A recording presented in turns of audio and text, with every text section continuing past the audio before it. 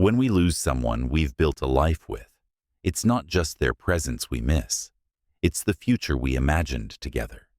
The plans you made, the ordinary moments you assumed you'd share, even the quiet routines that gave your days rhythm. And that's why this final step is so important, redefining what the future looks like.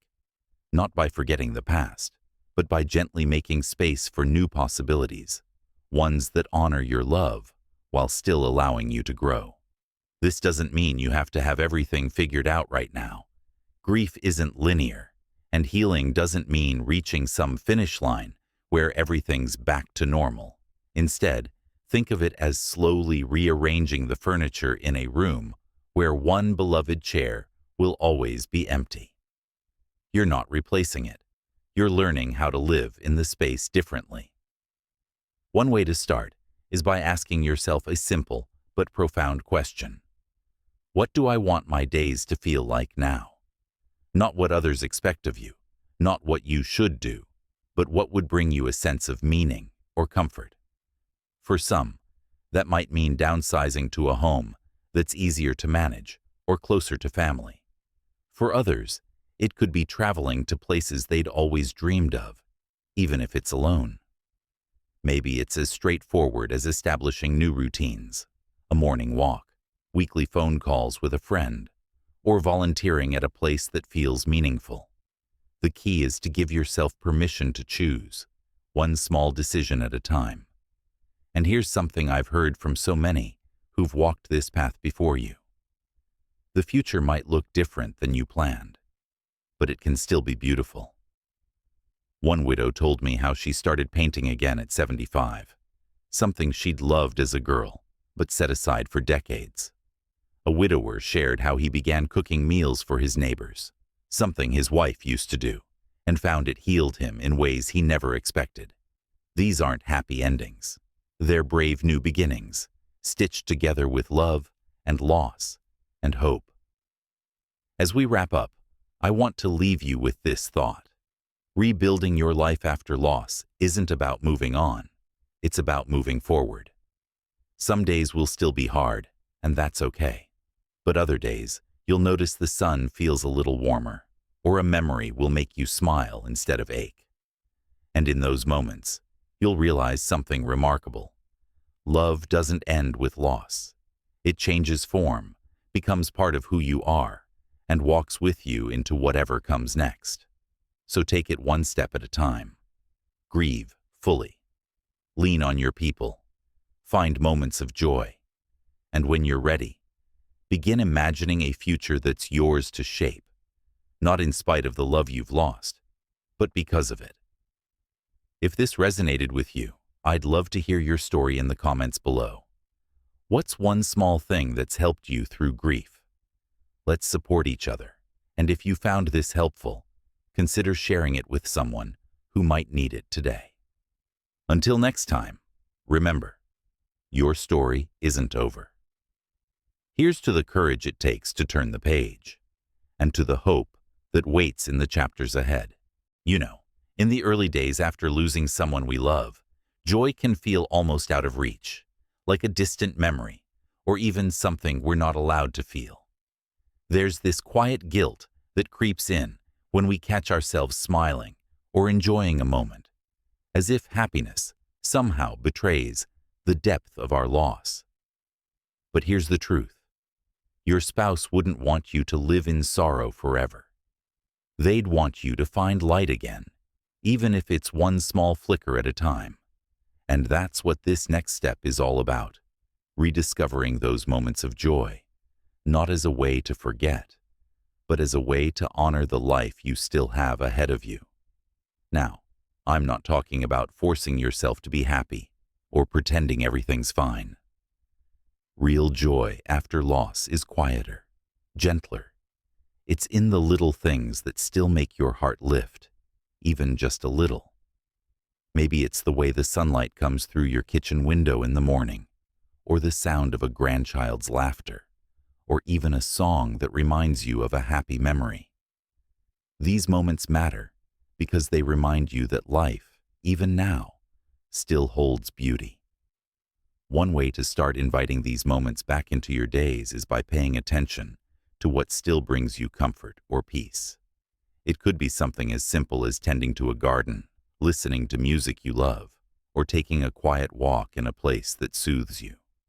Maybe it's revisiting an old hobby you set aside years ago, painting, knitting, fishing, or trying something entirely new, like joining a book club or taking a gentle yoga class. The key is to move at your own pace, without pressure. Some days joy might feel impossible, and that's okay. Other days it might surprise you in the smallest ways. And here's something important. Joy doesn't have to mean doing things alone. Sometimes it's found in connection, sharing stories about your spouse with others who loved them, or even volunteering in a way that feels meaningful. Helping others, even in small ways, can bring a sense of purpose back into your life when it feels like the ground has been pulled out from under you.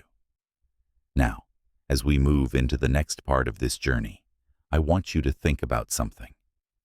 What's one tiny thing you could do this week that might bring you even a moment of peace or happiness? It doesn't have to be big. Maybe it's calling a friend you've been missing, baking a favorite recipe, or just sitting outside with a cup of coffee and listening to the birds. These small acts are like stepping stones. They don't erase the pain, but they help you cross the river of grief, one step at a time. And that brings us to the final step, which is about redefining what the future looks like. Because even though life will never be the same, it can still be good, just different. But we'll talk more about that in just a moment. Losing a spouse is one of the hardest things any of us will ever go through. It's like the ground beneath you has shifted, and suddenly, the future you imagined together feels uncertain, even lonely. If you're watching this, maybe you're in that place right now, where the days feel heavy and the nights even longer, and that's okay. Grief doesn't follow a schedule, and healing takes time. But I want you to know something important. Even in the midst of this pain, there are small, meaningful steps you can take to begin rebuilding your life with hope, not to replace what you've lost, because no one ever could, but to honor the love you shared by finding a way forward. Today, we're going to talk about 3 essential steps to help you do just that. These aren't quick fixes or empty promises. They're practical, gentle ways to start moving through grief and rediscovering purpose. And the best part, you don't have to do it all at once. Even the smallest step forward is still a step in the right direction. The first step is to allow yourself to grieve fully. Now, that might sound simple, but so many of us, especially from generations that were taught to stay strong, try to push through the pain without really feeling it. We tell ourselves we need to keep busy, to distract ourselves, or even that our loved one wouldn't want us to be sad. But grief isn't something you can outrun. It will catch up with you, often when you least expect it. So instead of bottling it up, give yourself permission to feel whatever comes up.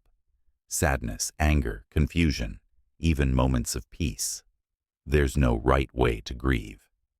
Maybe for you, it's talking to a trusted friend, writing in a journal, or sitting quietly with a cup of tea and letting the memories wash over you. The key is to honor your emotions, not suppress them. Now, the second step is creating a support system that truly holds you up. After losing a spouse, it's easy to feel isolated, even if you're surrounded by people. Well-meaning friends and family might not know what to say, or they might unintentionally say the wrong thing. And sometimes, the people you thought would be there for you just aren't. That's why it's so important to seek out those who can walk beside you in this season. That might mean joining a grief support group, where everyone in the room understands exactly what you're feeling, or reconnecting with an old friend who's a good listener. It could even mean talking to a counselor or therapist who can help you navigate the complex emotions of loss. You don't have to do this alone, even if it feels that way right now. And here's something I've learned from others who've walked this path. Sometimes, the most comforting support comes from unexpected places. Maybe it's a neighbor who checks in on you, a kind cashier at the grocery store who asks how you're doing, or even an online community where you can share your thoughts without judgment. Don't be afraid to lean into those connections, even if they're small. Every bit of warmth helps. Now, as we start to move into the next step, I want you to remember this. Healing isn't about forgetting or moving on, as if your spouse was just a chapter you've closed. It's about finding a way to carry their love with you as you take the next steps forward. And that brings us to the third step, which is about rediscovering small moments of joy. But we'll talk more about that in just a moment.